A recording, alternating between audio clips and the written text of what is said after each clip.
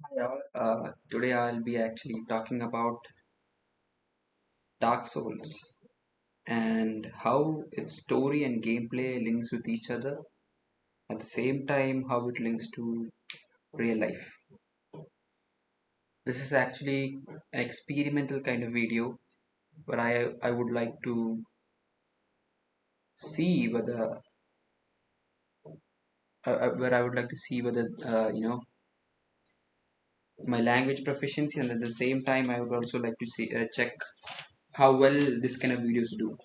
I'm trying to actually make a video on game designing, small lectures or talking about game designs and specific things in video games that I've actually came to understand. Today, the reason why we are actually making Dark Souls, and I mean, why we are making this video on Dark Souls, its story, gameplay, and how it links with real life is because there's a reason why that game is well known. Of course, the game is really difficult. Dark Souls is really difficult. Other than that, there should be another reason to it, right? It's not just because it's difficult.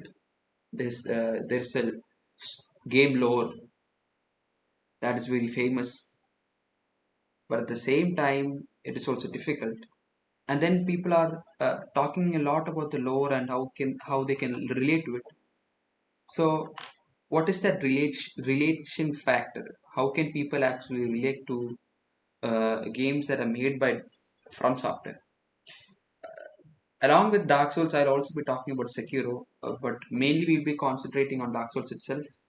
Uh, yeah, so let's begin. So, first of all, before beginning, I'll have to talk about a little bit of this story or baseline story of Dark Souls. So, yeah, this is how it begins. In the beginning, it's called the Age of Ancients, and nothing actually exists. The only thing that is kind of existing is are dragons. Dragons are the ones who actually ruled the world at that time. But this dragons doesn't do anything. And then suddenly fire comes to a being. In the beginning, it's like age of ancients, where dragons ruled. And then what happened? Fire came. And when dragons ruled, nothing actually existed. The dragons were everlasting. They never died, they never lived even. It just they were there. That's it, and they didn't do anything. And then suddenly fire came, and from the fire, from the surface of earth, when fire came, light and dark came, life and death came, heat and cold came. So all these things can only arise if fire is there, right? Heat and cold, along with the light and dark,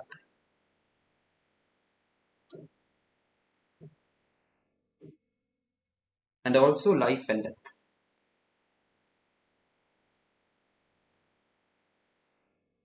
That came all from fire.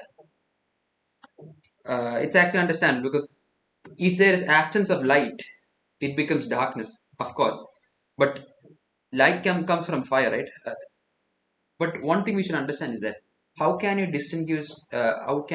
distinguish darkness? You won't be able to distinguish darkness if you don't know what light is, right? And that's how light is made from. Sorry, or that's how darkness comes to. Uh, that's how darkness is made because there is light, and light is made from fire. That's how it works. And when fire is actually made, from the fire there are beings that comes in contact with fire and gets life. And these beings, along with these beings, there will be three souls that are actually made. Three souls. And each of the souls gets holded by a particular being. The first one is the soul of death, and Nito gets hold of it. The second one is the soul of fire, and Gwen gets hold of it. The third one is soul of life, and the witch of Isleth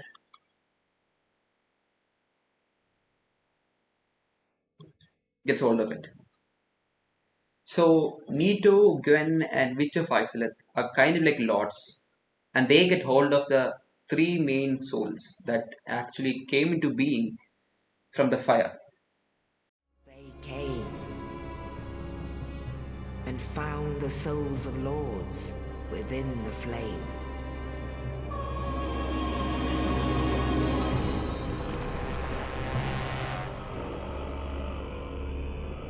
Nito, the first of the dead.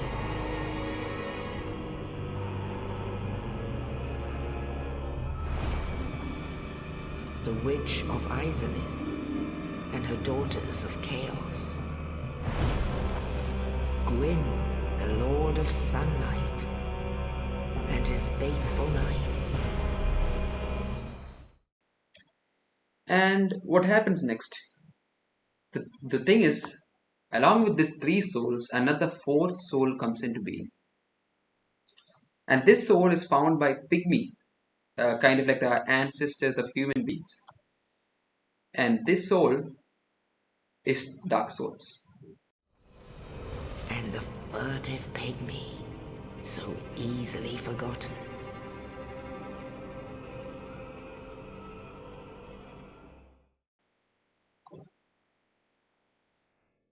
That's how it happens. So, from the Dark Souls, the pygmy gets the Dark Souls, and inside this Dark Souls, what exists is humanity. So, what does pygmy do? He actually splits the Dark Soul. The humanity is there in the Dark Souls, right? He splits the Dark Souls into different parts, and he actually gives it to every human. And that's how humans get humanity. Humans get humanity from the Dark Souls. Remember that. Okay.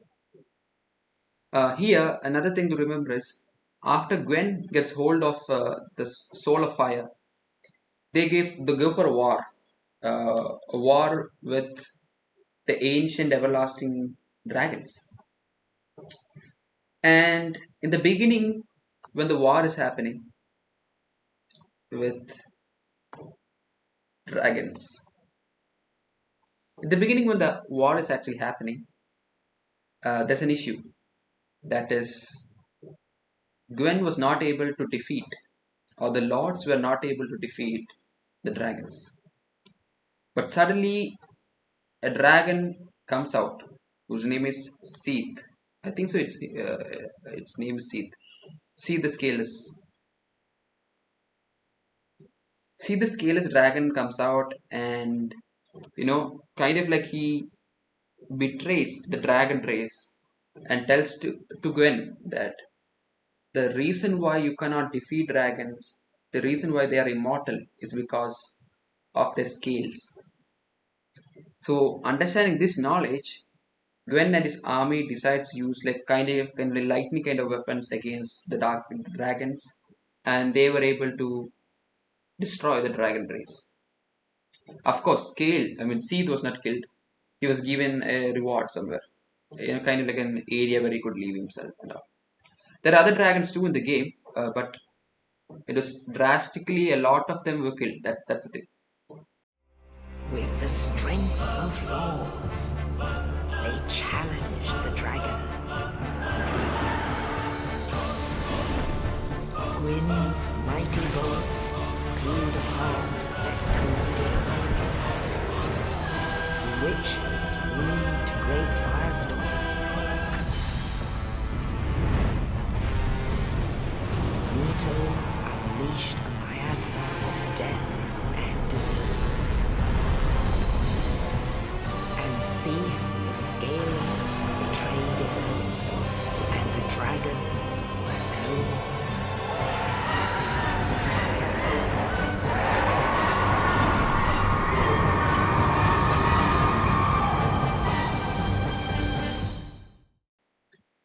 So this is all about the story part. Okay, still there are a lot more to talk about in the story. I'll tell a little bit more. So what then happens is, after the dragon era was, the ancient era was kind of finished when the dragons were killed. So then came the age of fire, and of course, the age of fire is because there's a soul of fire soul is there. That's the reason why age of fire is there. That's why age of fire comes into being, and the caretaker of fire is of course given. How the game works is like, whatever has a beginning, every beginning has an end, and every fire burns out. So Gwen is caretaker of the fire, but the fire somehow starts to burn out, and Gwen knows it, that if the fire burns out, the human race of the or the humanity, from the humanity, a dark lord is going to come into being. A chosen one will be there, and that chosen one will become the Dark Lord. Thus began the Age of Fire.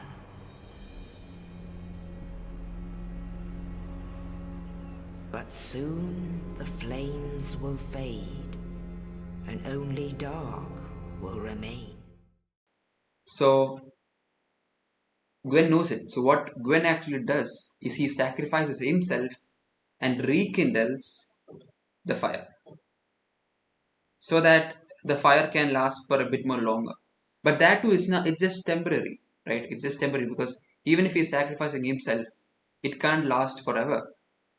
After some time again, that fire is going to get off, or let's just say, yeah, burns out.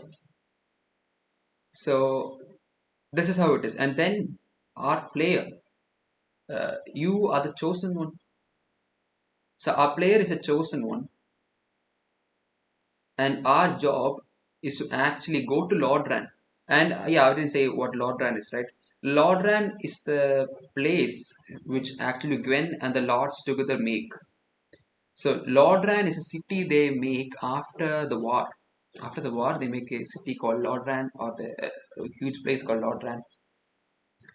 And we go to Lordran from an asylum. Actually, that's how the game begins. The game begins from a kind of like prison area, and from there we have to go to Laudran and find our purpose. We are the chosen one, right? We are trying to be the chosen one, but we don't really know what the purpose is.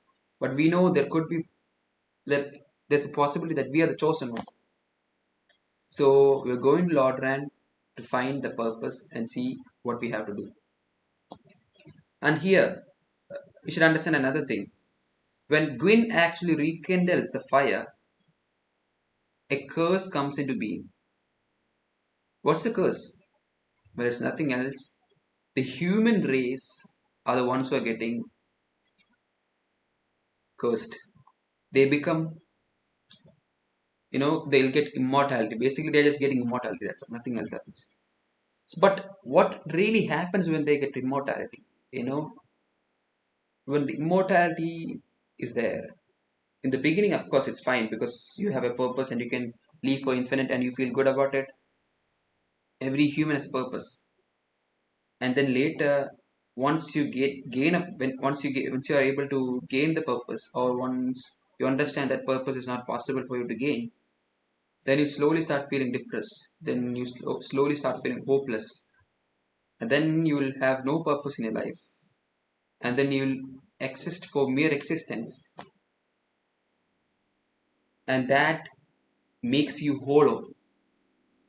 And that's another term that you hear in the game, becoming hollow, uh, which is basically something like you're losing the humanity inside you.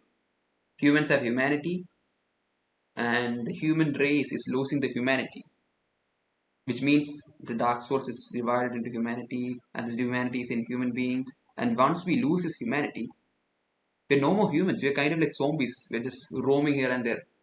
And you can actually see a lot of this kind of enemies. That's one of the enemies, actually. One of the enemies that you'll have to face are kind of like humans itself, who doesn't have humanity. who doesn't have purpose, and they become hollow, and they fight whatever happens, whatever they see, and they're just existing for the mere existence, and that's really bad. So when the game begins, you're actually given a purpose. That's that's a good thing, right? Because you have a purpose, and that's the reason why you're not hollow in the beginning. Uh, so you're given a purpose, and you kind of said like you could be the chosen one. There are other soldiers out there. There are other people out there. There are other thieves, merchants, mages, soldiers who think that they could be the chosen one, and they strive to find what is the thing. They're trying to get to Lord rank, and they're all trying to be the chosen one. And you are given that same purpose to be the chosen one. Yes, indeed. The dark side brands the undead.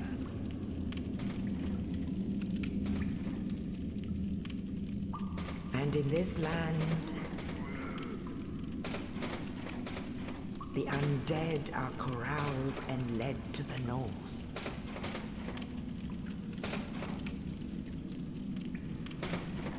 where they are locked away to await the end of the world.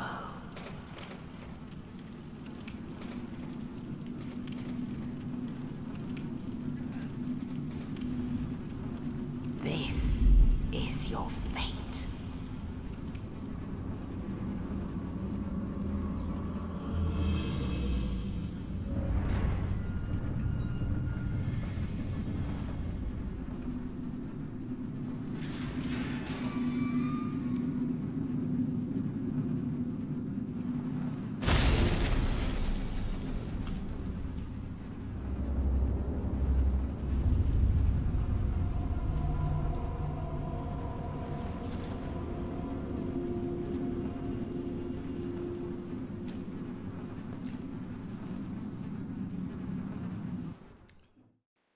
So you start your journey from the asylum, and then you defeat the first boss in asylum. There's a kind of like a boss. There's a kind of boss in asylum.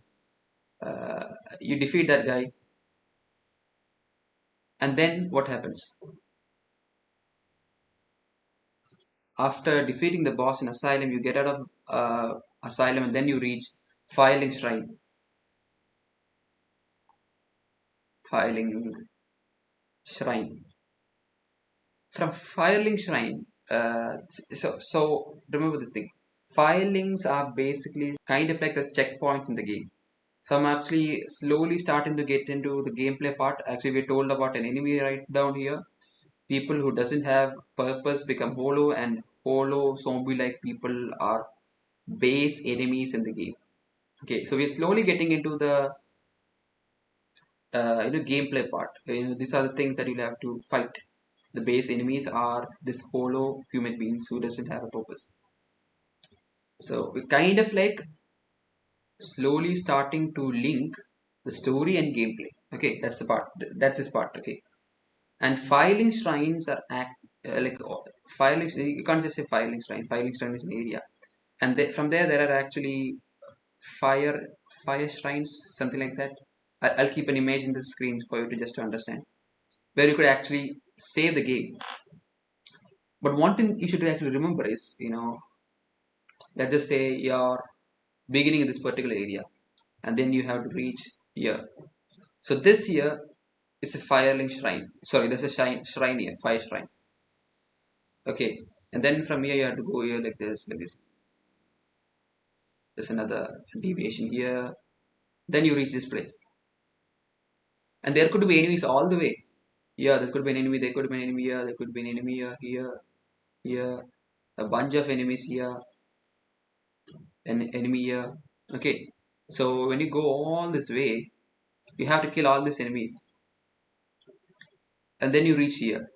And most of these enemies will be the base enemies that I talked about. So if we're getting into the game design enemy part, so we're kind of linking the story with the gameplay. Base enemies, most of them will be base enemies. Some of them could be a little bit more stronger, like maybe they'll be having a better weapon, or some of them will be archers. So those could be a pain in the ass sometimes. It's a pain in the. It's not actually a pain in the ass. There's a reason why it's a pain in the ass. I'll tell you that. Just wait. Every time you rest on a fire link, every time you rest on a fire link, all the enemies that you killed, all the baseline enemies, let's just say, bosses and higher ranked enemies, let's just say very high ranked enemies won't respawn, but all the other enemies actually respawn. Enemies respawn. Whenever you rest, let's just write it here. Whenever you, basically it's like saving, right? But the point you save is the point you actually, so the point you rest is the point you save. Whenever rest equal to, it's equal to save, and whenever rest, that means enemies respawn.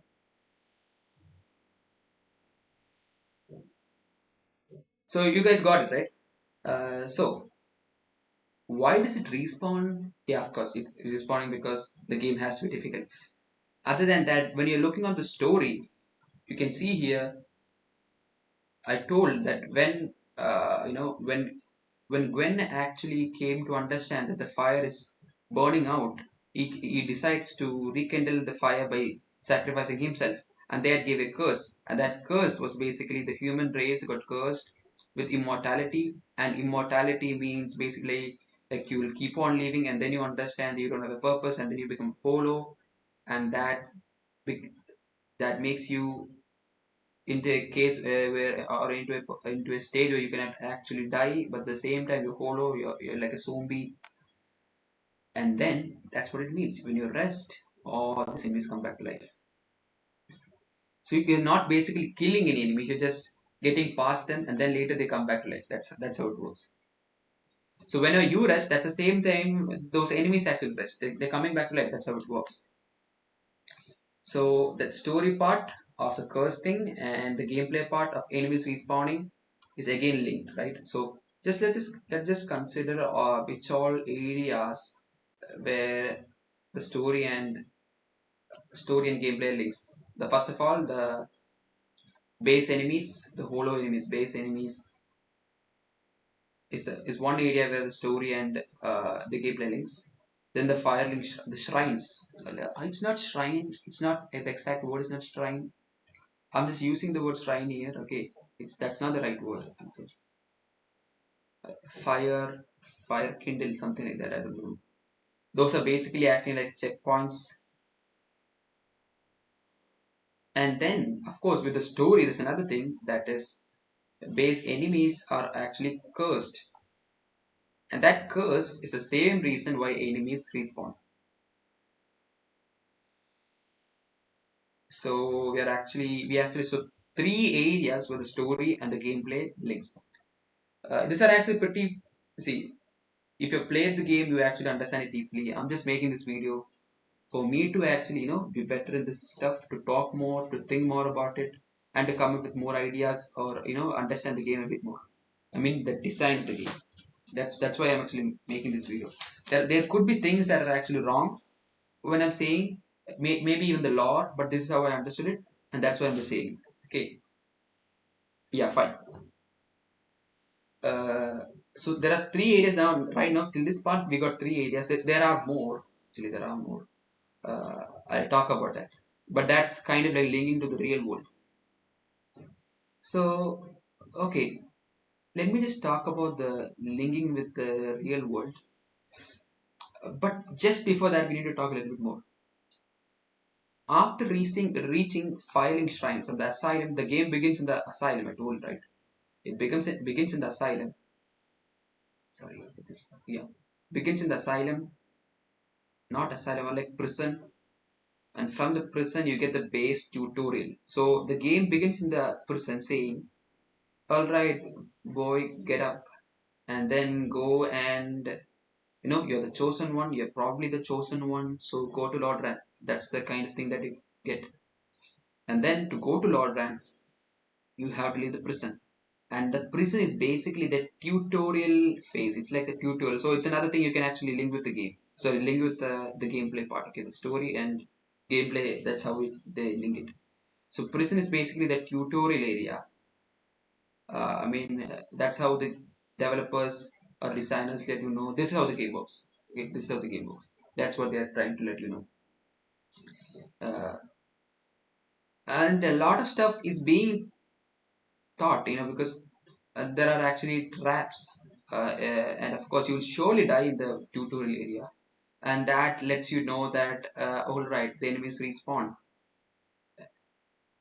You'll learn a little bit of stuff. There could be difficult bosses.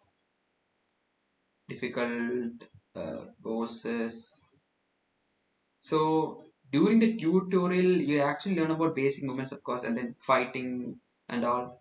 At the same time, you learn about traps, you learn about respawning, you learn about another big fact that the game could be difficult. The game is just setting you into this particular world.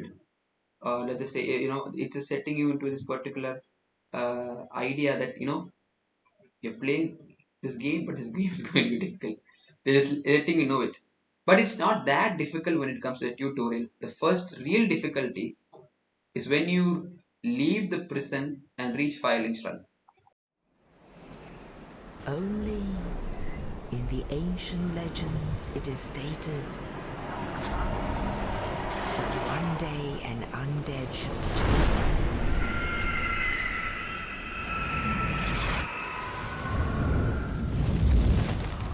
to leave the undead asylum in pilgrimage to the land of the ancient lords. Lordran.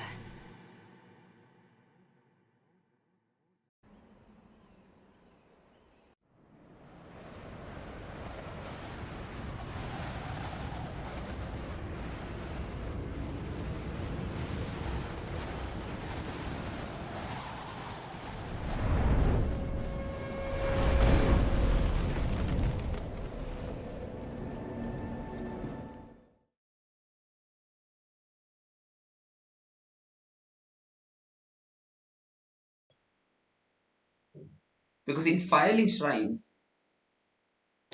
if you go in the normal way that most of the people take, from Fireling's Shrine, this is Fireling's Shrine, there are other ways to go here, here, here, here.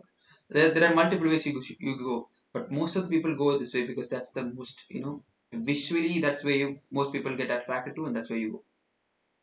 So after going that particular way, then you will, of course, you'll have to face some base enemies and a little bit more variants of them with a little bit more strong weapons and all. And also on the way, you'll also even see some side, kind of like mini bosses. But the main boss that you actually face in the beginning after reaching Firelink Shrine is Tara's Demon. I think Tara's Demon. This is the spelling. I think so. I think this spelling is correct. I think so. Yeah. Tara's Demon is the enemy that you face in the beginning, and without defeating him, you can't go forward. That's the reason he's not a side boss or anything. You need to defeat him to go forward. Okay, that's the reason I'm saying. So you will meet him in this particular tower, and there's a tower here. So you're coming. You'll get through all the steps, and then you reach there. There are two enemies here, and then you're trying to get into this door of this tower and then go forward. And when you reach this particular area, this asshole comes out.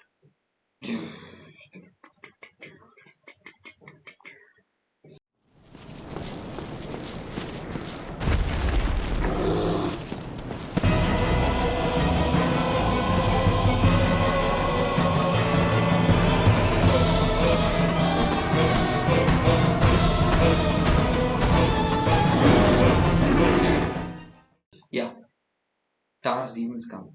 So how does actually demons come into this game? Because we just said from all the souls, some beings came into life. There was dragons, of course. Then most of them, and other than that, some beings came into life. But we didn't say anything about demons, right? I'll talk about that.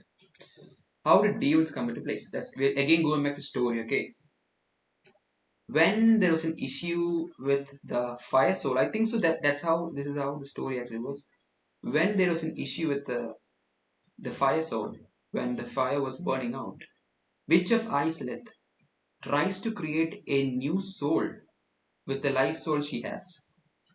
But things go wrong. And then by when I say things go wrong, that means demons come into existence.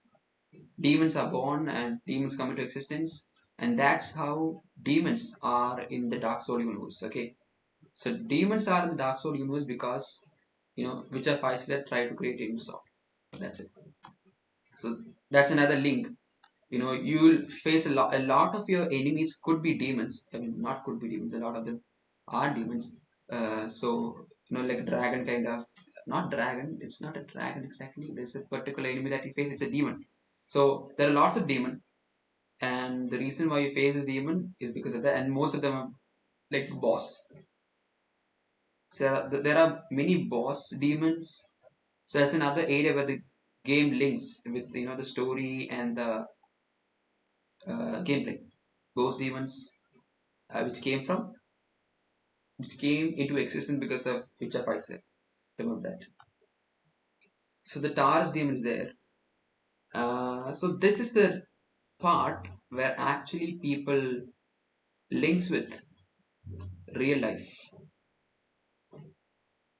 So remember this: the story and gameplay of Dark Souls linking with real life.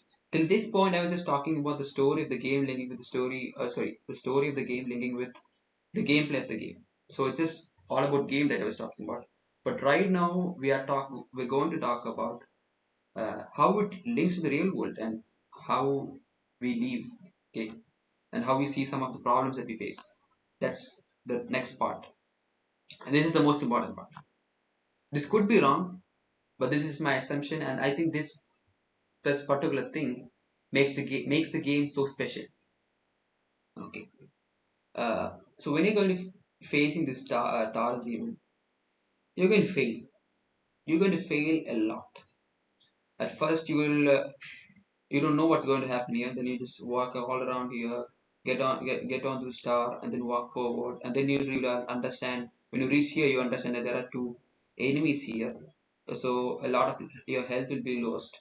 And then you again go back, and then you try to defeat them. Or sometimes what you'll do is like, okay, fine, there's a door here.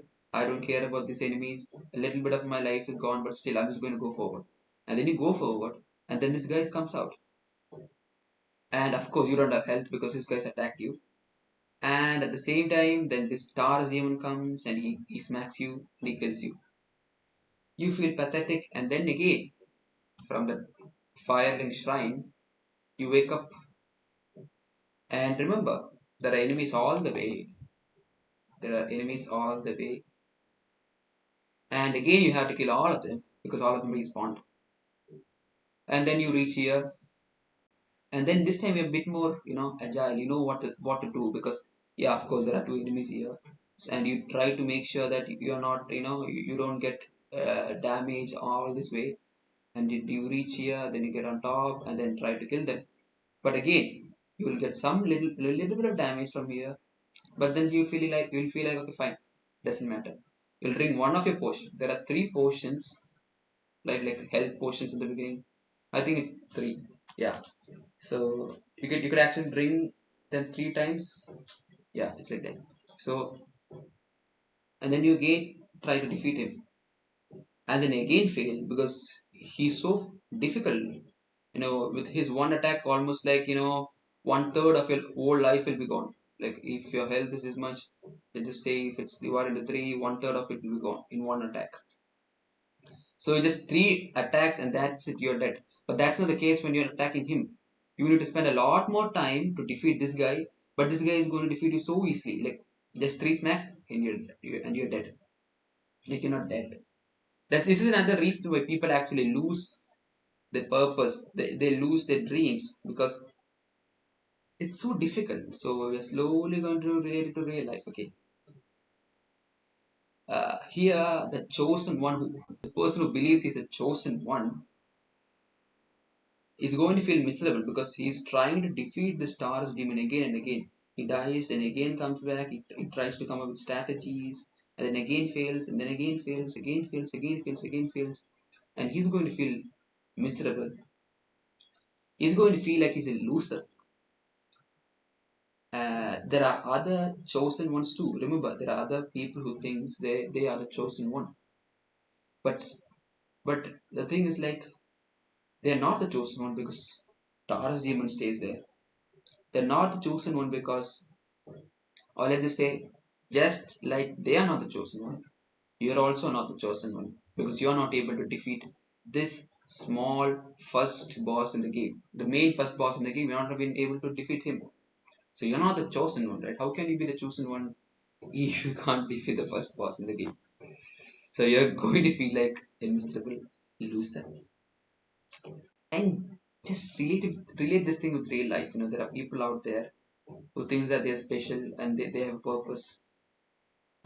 People think that they can do great things and they relate themselves or some of their characters or like some of their characteristics or personality with well-known famous people and say that yeah, I could be like that, and then they think they're special and they try to do special things that people have never done or people have tried to do thinking of the fame and all, and then they fail. And when they fail, well, they know it's fine. I'll try it again, and then they'll try it again, and then they'll fail again, and then they try again, and then they fail again, and then slowly they're going to have the same feeling. They're going to feel miserable, and they're going to talk to themselves as if they are a loser. And that's how the game game story, or just the game's gameplay, links with the real life. That's how the same chosen one in the game, in the Dark Souls universe, is feeling, and that's the same thing that a normal person in the real life is feeling. Because everyone has dreams, everyone thinks that they have purpose, and once you keep on failing, there's a high probability that you could actually lose your purpose. And when you don't have a purpose, and that's when you become hollow, right? That's when you're like a zombie. You don't know why you exist. And that's when people actually tend to go to religion and everything on all those kind of stuff to know what they are here for, to know their purpose, to know why they exist. We just have like 60 to 70 years of life, and in that life you're thinking. So just think about this guys, this pure dudes here in the Dark Soul universe who have infinite amount of life, who can't even die. Think about that. In our 80 years of lifespan, we're thinking like, what's my existence? Why do I exist? So why can't a person who lives infinite think about the same thing? Why can't so think about the consequence of that immortality that he has or he or she has? Okay. So that's the kind of way I actually link that story of Dark Souls with real life because of the purpose thing. It's the baseline thing, the purpose, and having no purpose in life, which could actually make you feel hollow in the game and also in the real life. In the game, it's much more, it's like, you become the zombie kind of creature. That's not how you are in real life, but still, it's relatable, right? Another thing that is relatable with the game's story or gameplay to the real life is, how you handle the situation. Do you handle Darjeeling?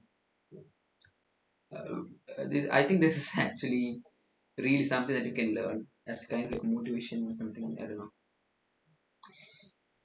Dar's demon is difficult, right? He's difficult to beat. He's really difficult.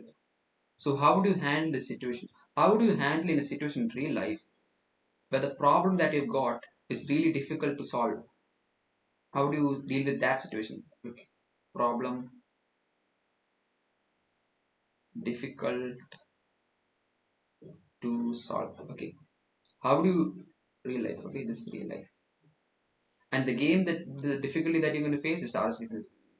So how do you face it? Well, in the game, I'll talk about the things in the game. You'll come with strategy.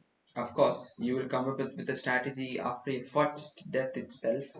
But that strategy is not strong enough. You think that strategy is fine, and then you go and You'll get a lot of damage, and that strategy doesn't work. And then you come up with most better strategy, and then you will again go, and then you'll again die. And then you'll understand it's not just a strategy, but it's also about how cautious you are and how how talented or how experienced you are. So you try to gain more experience on how to defeat the demon, how to handle all these enemies on the base enemies on the way. So you'll keep on trying by getting more experience and changing your strategies, or let's just say, honing your strategy so that you can defeat this guy, this Tars demon. And then there'll be points without any damage. You will reach till the Tars demon. There will be, after sixth try or maybe the fifth try, you will reach Tars demon without a single damage. But then what happens? This guy just hits you, and you just, jumps by mistake, or you roll over and then you falls off the cliff or falls off the tower, and then you die. It's again going to make you feel miserable and let you lose. And then again you start from the firing try, and then again you try it. You don't give up. So that's what you do. How do you deal with these problems? Decide first of all not to give up. Not to give up. Decide not to give up. Okay. Don't give up. That's the thing. That's it. First thing that comes to your mind is not to give up. And then hone your strategy, hone your skills. And then again you come here without damage, and then you see his movement, then you notice his movements. And then you understand, okay, there's a small pause when he takes after this particular thing, after this particular movement. There's a small pause, or let's just say he'll just move back a little bit.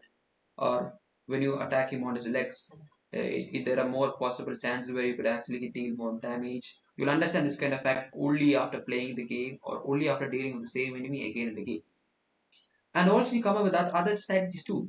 You'll decide, okay, there's a tower here, right? Our enemy defeated the enemies here. So I'll make the enemy spawn, that is a tower's demon spawn, and then I'll move back, and then I'll climb this tower. So maybe I can fight him here. I can fight him here because there's a little bit more area here. So that I can move a little bit here and there, like parry or block and all. It's much more easier. So I'll try that. Then you try that, and then you understand that too is difficult. Then again, what do you do? Then again, you come back, reach here, and here again you fight Taurus demon. And then you realize another thing. What if I climb this tower? What if I climb this tower, and then Taurus demon comes back and it comes just behind me to kill me? And when Taurus demon is here, why can't I jump on top of Taurus demon and then, give a major attack, major damage on his head? That could eat up a lot of his life. Of course, it could eat up a lot of his life, right? Because it's like a major attack that you're doing. You come up with that strategy, and when you try it, it works. It actually takes one third of the Taurus demon's life. So then you feel actually happy about it. But still, even though you got one third of the Taurus demon's life, he again somehow manages to kill you. But still, you feel fine. You're still happy. That same thing in real life, right? Even though let's just say you want to become a really good artist. That's the thing that you want to become.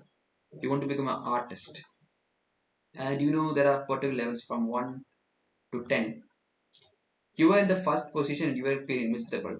But when you came up with a good strategy, just like jumping on top of Taurus demon and attacking him on his head, you were able to reach 3. Of course, 3 is nothing. Your goal is to get to 10. When you reach 10, you become a good artist. Or when you kill Taurus demon, that's when you get the main reward, right? That's when you actually finish that mission. That's your objective. But even though you failed, you came up with a good strategy and you were able to have a progress, and that is his level 3. It's like linking with the real world, right? It's the same thing. You may not think about this kind of stuff while you're playing the game. Oh shit, it's recording. Yes, fine. Got it. Yeah, you may not think about this while playing the game, but this kind of stuff exists. and that's the reason why we are able to, kind of like feel a connection with the game. Remember that. So yeah, and then what you do, you feel good, and then again you go back, facing the enemy, and then after your 40th or 30th try, of trying to defeat Taurus demon, you will finally be able to finish him off. You will be finally be able to kill him, to defeat him. And there's a sense of joy that you get, the sense of happiness, the kind of reward that you feel just by defeating the first boss in the game. At the same time, you know that it's going to be much more difficult when you're going forward. It's going to be much more difficult. There could be a lot more hurdles, a lot of difficulties, a lot more bosses that have to defeat. But at the same time, if I can defeat Taurus, I can defeat anything. Taurus is not the most difficult thing out there. Being, reaching the third level or fifth level is not the biggest thing. But if I can make it up to third level, or if I can make it up to the 10th, I can somehow make it to the 20th, because the base principle of reaching or progressing yourself to be a better person is to actually have the mentality of not giving up, and not just not giving up, but at the same time getting more experience and coming up with better strategies. And that's how the game links with the real life. So you could actually see how beautifully, actually, another way the game actually links with the story, right? The reason why people are becoming hollow, because people are trying in the game, the soldiers and all are trying to become the chosen one. Then they face with these enemies which they cannot defeat, and then they go back, and rest, and then again they come back, life. Then again they have to, face all these small enemies, and they reach this boss, but still they don't survive them. So that could make them feel like a loser, but they are not able to come up with the right strategy, or they are not able to get the right experience. And then you will slowly feel like, no, there's no point in me playing this game. There's no point in me dealing with this issue in my life, because there are more skilled people out there. I'm just not skilled. That's the reason why I failed. There's nothing I can do about it. There could be a time where you think in that perspective, right? Like, you can't do it because you're not good enough. Yeah. Because you can't do it. You may think it in that perspective. That's the same thing that a gamer could actually feel while, while playing the Taurus Demon mission. That's how it links with the real world. That's how it even links the story with the gameplay, because the story says you're the chosen one. A lot of people are being trying to be the chosen one. It's in the story. A lot of people are trying to be the chosen one. A lot of people are trying to be the chosen. Why don't actually one person really become the chosen one? Because it's difficult. And why is it difficult? Well, play the game. We'll understand why it is difficult. And for the first difficulty that you're going to face is the Taurus demon. And of course, there's another thing that you can actually link with the real world. That is an understanding that if you can actually withstand a particular difficulty in your life, a particular problem, a difficult problem in your life, and if you survive that, you can survive anything. That's a lesson that you learn in real life, right? People do learn that, and that's the same thing here. We all do have a weakness. We all have our own flaws, and then you actually come up with strategies, uh, to overcome that flaw, or that weakness that you have in your real life. And then you work on yourself, you become better, and then you slowly start seeing progress. You still may not have reached your goal, or your end goal. That is, maybe, in the game it's killing Taurus. In the real life, maybe it's about being a good artist. But when you see the progress, because you started working on yourself, even if you fail, you will feel good. You will feel rewarded. That's the same thing happens. That will happen here. Even if you don't defeat Taurus even in the first try, even if you don't defeat Taurus even in the 10th try, you slowly learn something. You slowly come up with better strategies. And that small difference in the strategies, that small difference in the way you think, which makes you feel like, oh, I'm really intelligent. That difference itself gives you reward. And that's how these games work. That's how, that's a baseline emotion that, from software actually works on, I think so. So remember that. So I think from all this stuff that we just talked about, you're able to understand. Most of you, I think, will be should be able to understand how the story gameplay links with each other, and how this both links with the real life situations that we may face. It's not just about Dark Souls, you know. Most games have something that could teach you that's actually relatable to the real life. But Dark Souls actually does it really well, and that's the reason why I actually took Dark Souls, and it's also a famous game. So I just wanted to try it. I just wanted to make a game design talk about it. This may not be the real reasons why maybe this may not be the reason how they actually came up with the story or the game or developed the the game mechanics or anything. But I just thought about this thing and I just wanted to share it. So this may not be anything about game design, but I think it is. This you need to give importance to this kind of stuff even when you're designing a game. I mean the story, the lore, and all, even the gameplay. It's kind of like relatable to real life. So yeah, so that's it. That's all about Dark Souls. But this is the same kind of feeling that this difficulty curve, this difficulty thing, it's the same when it comes to Sekiro. Because when it comes to Sekiro, you do know that the bosses in Sekiros are really difficult.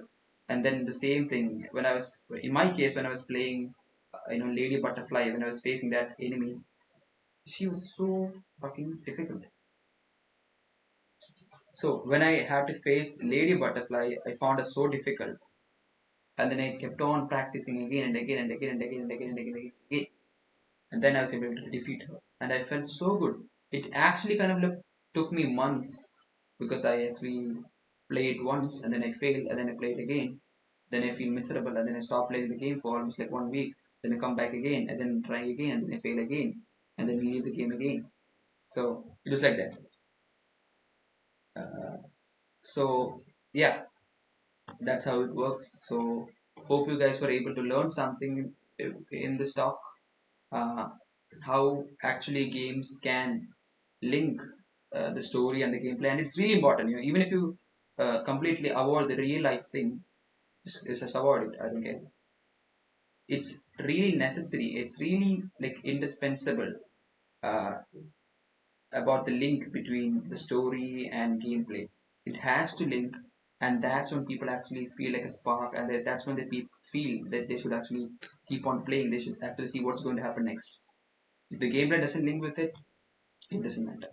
And if it also links with real life, hell yeah, that game is going to be probably going to be really famous, I think so, because that's an added merit to the whole thing. So thank you for watching. Hope you guys understood what I was actually talking about. Hope you guys were able to learn at least something from this thing, from this talk. Uh, I'll be back with some other topics on some other video games. Maybe Dark Souls itself. Actually, I have an idea about talking about Dark Souls and how it kind of, kind of like inspired maybe Hollow Knight.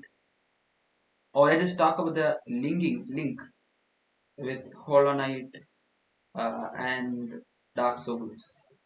All the Metroidvania games and all, Hollow Knight, Ori and the Blind Forest, everything. So, thank you for watching. See you guys later. Bye.